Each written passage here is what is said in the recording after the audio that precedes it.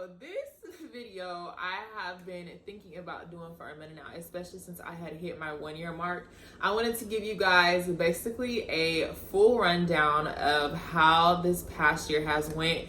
If you guys do not know, I did post a video, I think like when I was 30 days in and then 6 months in, and then here we are a year in, and I wanted to give you guys an update to let you all know how I am currently feeling. Before I do that, I do want to show you guys this actual tank top. Is one of the tank tops that I kind of put together, kind of created, I guess you could say, and will be on my website. I promise you guys the website will be dropping very, very soon. So again, if you have not signed up for the subscription, basically just putting in your email to know like my website drops, definitely go do that. It's in the description down below, and you can cop this shirt. Honestly, it's so comfortable. I love it. It says Nurse Babe. So yeah, definitely go sign up for the website down below. One last thing before we get into the video.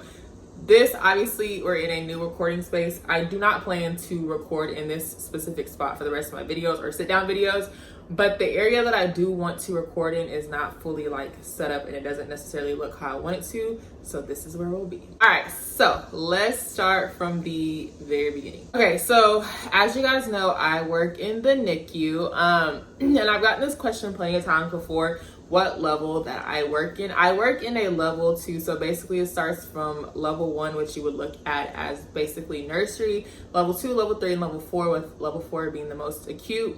Like I've said before, I knew from the jump that I did not want to do level 4 babies. I prefer not to see babies in that situation to that extreme. So I always knew, and I will always stand by me saying that I don't want to do level 4, and that's absolutely okay.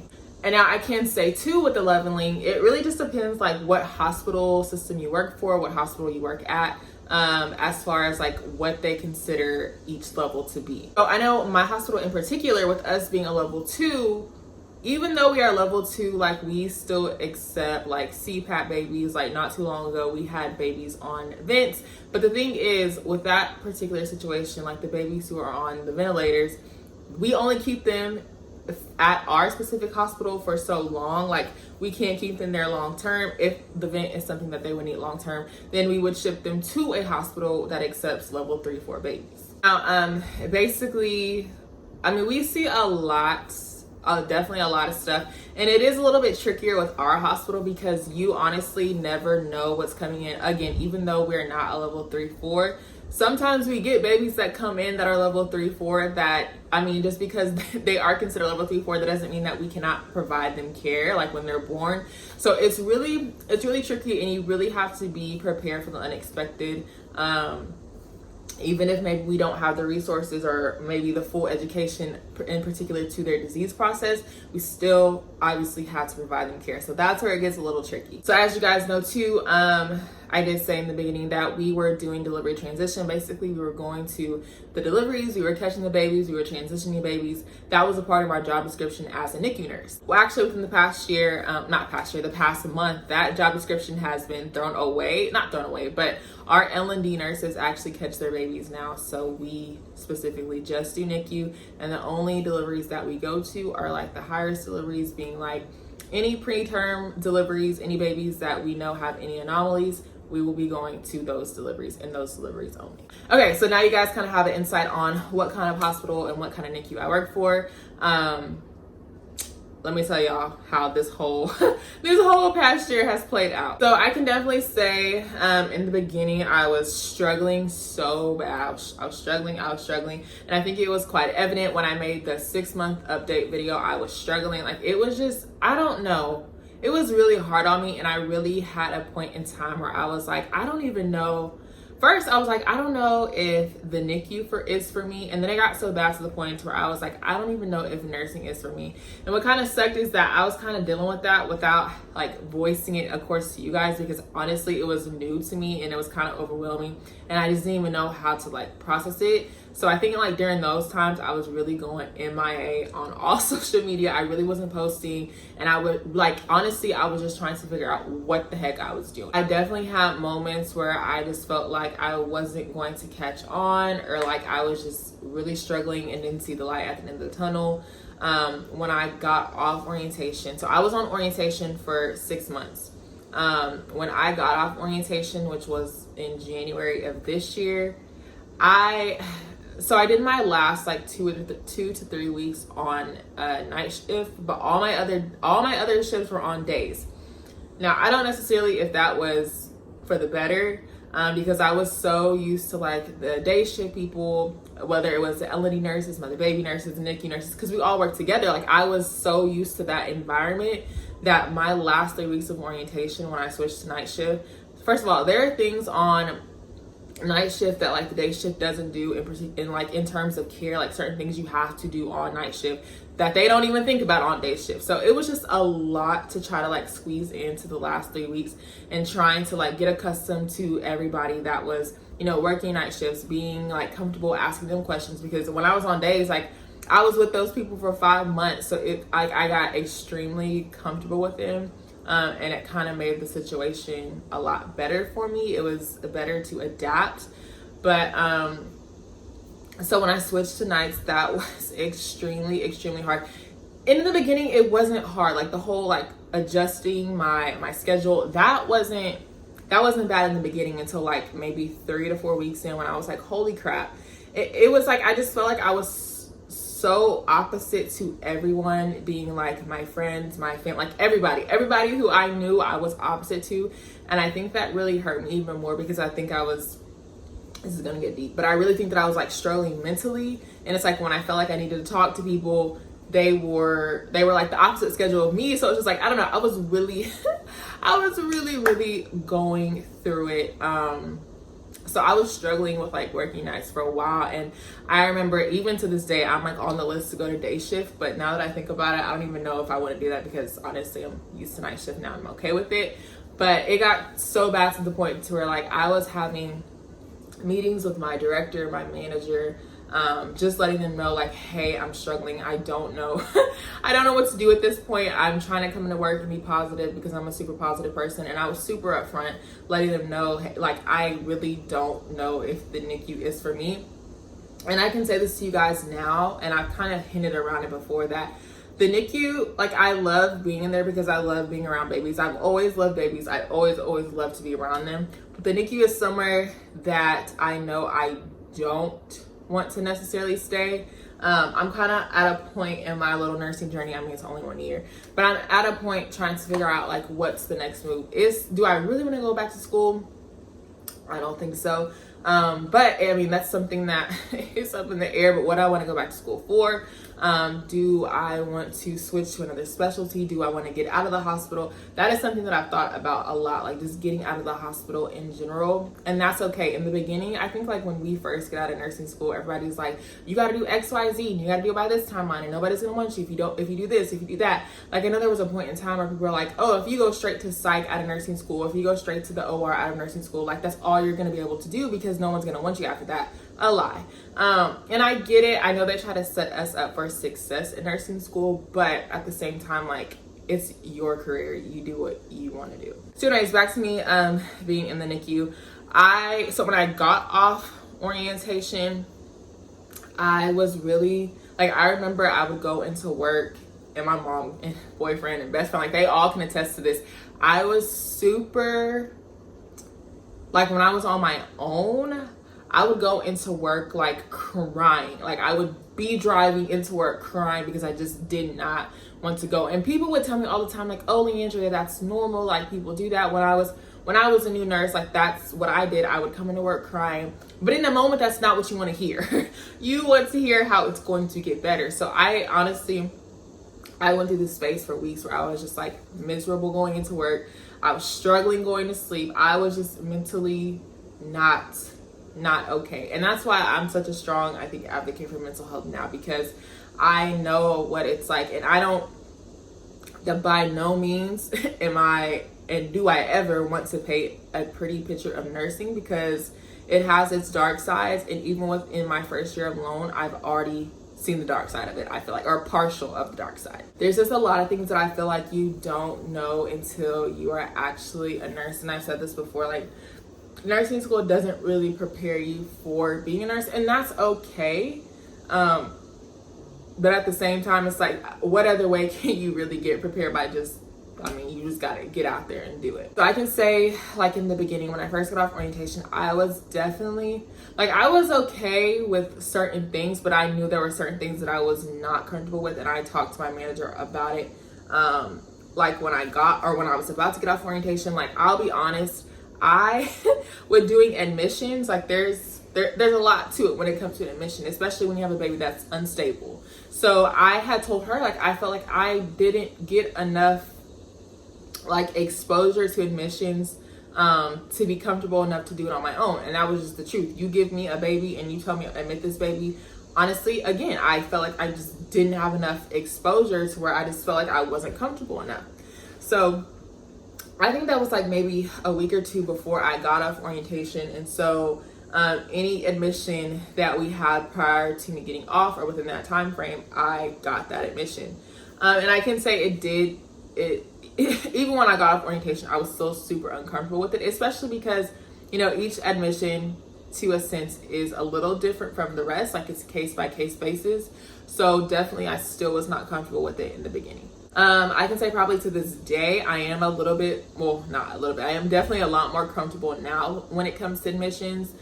Just because, like, what I found myself having to do is just like try to, even if it wasn't my admission or if it's not my admission, I just try to get up and help where I can, so I can, you know, remember the process. Again, even though it is case by case basis, there are some things that are standard across the board when it comes to admitting a baby. So I just try to, you know, get in where I can, whether it's my admission or not. I just try to help out because in the end, that's just going to help me more.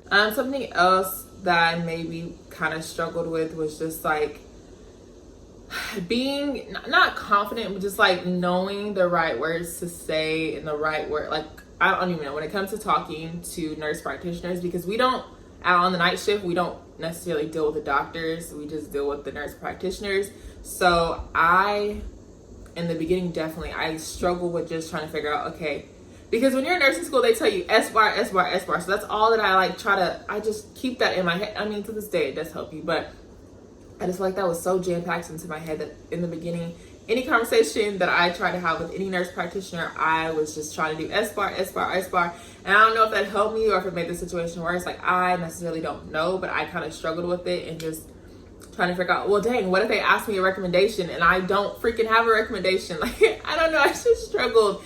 So I can say that's something that definitely kind of was not the greatest for me. I can say now I'm not the best, but I do feel like I have a lot more confidence that it probably sounds like, okay, hey, she knows what she's talking about. But in the back of my head, there's still like, I feel like I'm still in a time frame where I'm still going to kind of question or second guess the things that I'm saying. I'm not 100% comfortable yet. Because granted, I really have only been off orientation for 6 months now. But I know with a little bit more time, things are going to get a lot better. I can say I kind of want to be a little bit more involved, like with my hospital now that I'm at my 1 year mark. I kind of want to be more involved and like figure out, okay, hey, how can I join a committee, or how can I be a part of this, or how can I be a part of that? Because it's like when you come in new, you see a lot of things that could be done differently, or like a lot of things that are happening within your unit or happening against colleague to colleague. You see how things could be handled differently. So it's just like, dang, what can I do to make a difference? And maybe that's just me having this mindset typically, like, how can I help people, or how can I make this better? I'm just trying to think, like, what can I do to like make things better? I'm not nobody's manager or nothing, but what can I do? What can I bring forward to the table to my manager? Like, what suggestions do I have to like make this better? How can I join a committee? Can I start a committee to make this better? I don't want to make this video too long. Honestly, I didn't like sit down and write down exactly what I wanted to talk about word for word. I really wanted it to come from the heart and like just whatever came to me on the top of my head. But like I said, as you guys saw, I definitely was struggling so much so that I can say I did start therapy. And it wasn't just nursing in general. I was just having a lot of life changes that nursing was the main thing, because I was so used to like nursing school and like routine. And it's just like, me, it's not that I don't do well with change, it's just that I haven't had to deal with such a big change in such a long time that I really didn't know how to deal with it. I think what kind of sucked for me too is just like a suggestion that I can make to you guys if you are going to be on orientation soon, or if you are on orientation, try to, like, okay, so I can say, like I told you guys, my preceptor, I had the same preceptor for the entire 6 months, but my preceptor is a day shift nurse. And this is why I say I don't know if it was really smart to do my orientation like this, like 5 months on days and the last 3 weeks on night shift.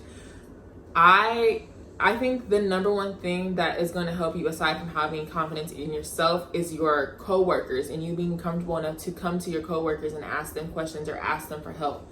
Being that I was so used to my preceptor because I was with her for 5 months and in the day shift nurses, she ended up coming to nights with me for my last 3 weeks. In the moment, I was happy because I was like, cool, my person, my preceptor is going to come with me to night shift. I was super happy about it.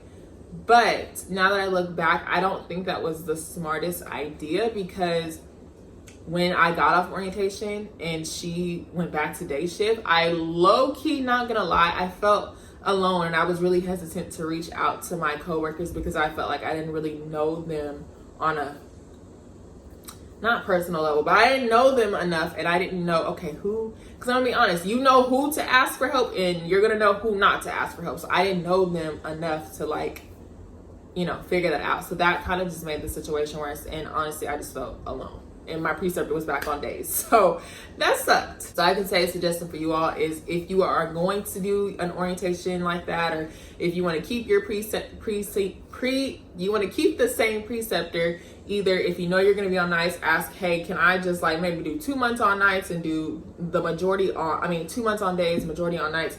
However, you just be, whoever you're going to be working with majority, that's who you need to be doing your orientation with. I feel like I get it, like doing orientation on days, because it is, I can say, a little bit busier on days, so you have more exposure to things.